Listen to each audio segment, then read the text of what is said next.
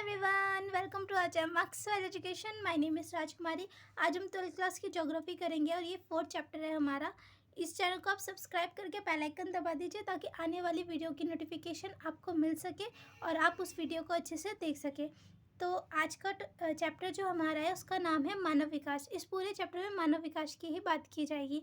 तो मानव विकास का पहला टॉपिक हमारा है वृद्धि और विकास। तो वृद्धि और विकास एक दूसरे से जुड़े हुए हैं और अलग अलग भी हैं, पर अलग कैसे हैं, जुड़े कैसे हैं, इसको मैं इस तरीके से बताती हूँ कि किसी शहर में जनसंख्या जो है वो 1 करोड़ है, 1 लाख है। किसी भी शहर में एक जनसंख्या 1 लाख है, बट वह कुछ टाइम बाद 1 लाख से 2 लाख हो गई। बट 1 लाख से 2 लाख तो हो गई, पर अभी भी उस जनसंख्या के पास ना तो घर है, ना ही शिक्षा है और ना ही उसके पास मूलभूत सुविधाएं हैं। इसका क्या मतलब है? इसका मतलब ये है कि जनसंख्या में तो वृद्धि हुई है, बट जो विकास हुआ है वहाँ उस शहर का विकास नहीं हुआ है। तो आपको ये समझ आ गया होगा कि जनसंख्या वृद्धि मतलब वृद्धि, बट विकास का मतलब होता है कि उसकी ज़रूरतों का सामान भी उसको मिले और वह विकास करे, तरक्की करे। आई होप आपको ये समझ आया हो। तो जो वृद्धि होती है वो मात्रात्मक होती है और मूल्य निरपेक्ष होती है। इसका चिन्ह धनात्मक और ऋणात्मक हो सकता है। धनात्मक का यहाँ मतलब है जनसंख्या या तो बढ़ सकती है या फिर घट सकती है। इसका अर्थ है कि परिवर्तन धनात्मक अथवा ऋणात्मक हो सकता है। धनात्मक वृद्धि को दर्शाते हैं और ऋणात्मक ह्रास यानी माइनस को ह्रास इंगित करते हैं। अब हम आगे बात करते हैं विकास की। तो विकास का अर्थ है गुणात्मक परिवर्तन। मतलब विकास का मतलब होता है सकारात्मक, जो हर चीज़ सुविधाएं जो लोगों को मिल जाए, जो मूल्य सापेक्ष होता है। इसका अर्थ है विकास तब तक नहीं हो सकता जब तक वर्तमान दशाओं में वृद्धि सकारात्मक वृद्धि ना हो। विकास उस समय होता है जब सकारात्मक वृद्धि होती है। सकारात्मक वृद्धि से आप समझ गए होंगे, जब वृद्धि बढ़ती है, ऋणात्मक नहीं होती है, धनात्मक होती है, सकारात्मक होती है, लोग काम करते हैं, तब होता है विकास। आई होप आपको समझ आया हो कि वृद्धि और विकास किस तरीके से एक दूसरे से जुड़े हुए हैं और अलग हैं। अब हम आगे बात करते हैं। अब हम बात करते हैं मानव विकास के 4 स्तंभ। इसको हम इस तरीके से समझ सकते हैं, किसी भी बिल्डिंग को बनाने के लिए, उसको मजबूत करने के लिए पिलर्स बनाए जाते हैं ताकि वह मजबूत रहे, टिकाऊ रहे। लेकिन इसी तरीके से मानव विकास के 4 स्तंभ भी होते हैं।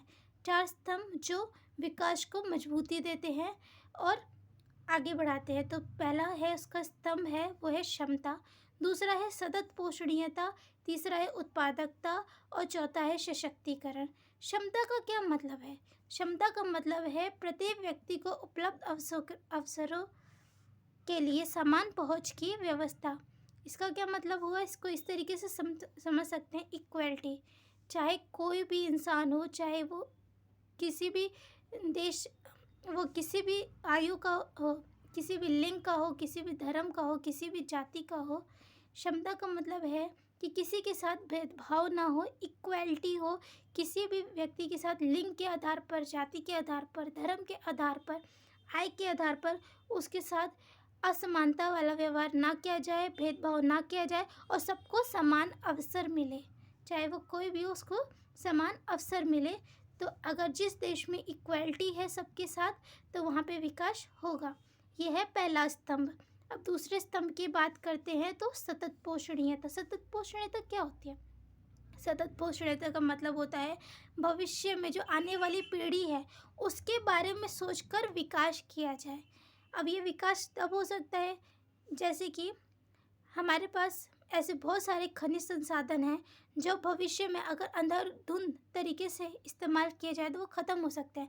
पर अगर हम उनका सोचें, आगे आने वाली पीढ़ी के बारे में सोचें कि वो भी इस्तेमाल करेगी, तो और उसका ध्यान रखकर सही ढंग से यूज़ करें, इस्तेमाल करें, तो वह जल्दी ख़त्म नहीं होगा। इसको हम समझने के लिए एक एग्ज़ाम्पल और ले सकते हैं।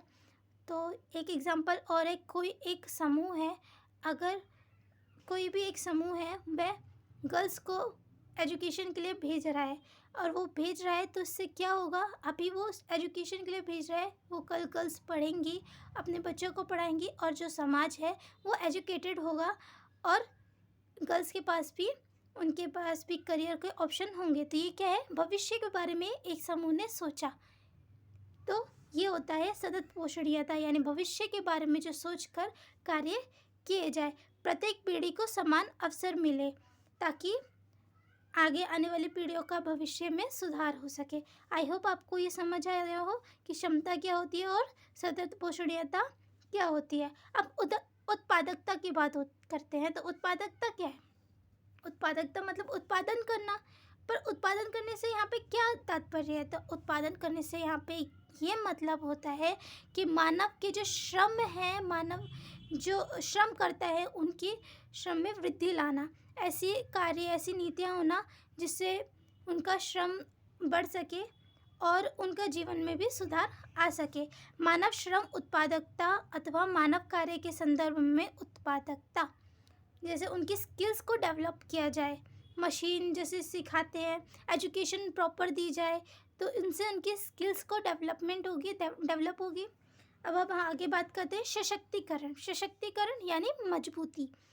तो अगर कोई भी इंसान पढ़ लिख लेगा, आगे बढ़ेगा, तो उसके पास चॉइस होगी कि वो भविष्य में क्या कर सकता है, क्या नहीं कर सकता है।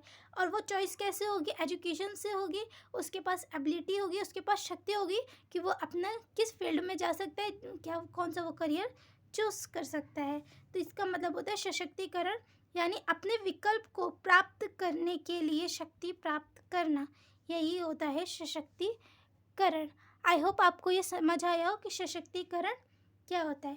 पहला था ये है मानव विकास के 4 स्तंभ जो किसी भी देश में विकास को बढ़ावा देने में सहायक होते हैं। क्षमता, दोबारा से बता देती हूँ, क्षमता यानी सबके साथ इक्वल रहना। सतत पोषणीयता, भविष्य के हित में सोचकर, भविष्य की अच्छाई सोचकर ऐसे कार्य करना जो भविष्य के लिए अच्छे हैं। उत्पादकता यानी मानव की जो श्रम शक्ति होती है उनको प्रोत्साहन देना, उनको उनमें स्किल्स डेवलप करना, ये होती है उत्पादकता। और सशक्तिकरण यानी मजबूती। आई होप आपको ये समझ आया हो। अगर आपको ये वीडियो अच्छी लगी हो तो आप इस चैनल को सब्सक्राइब करके बेल आइकन दबा दीजिए और इसे लाइक, कमेंट और ज़्यादा से ज़्यादा शेयर करिए। Thanks for watching this video.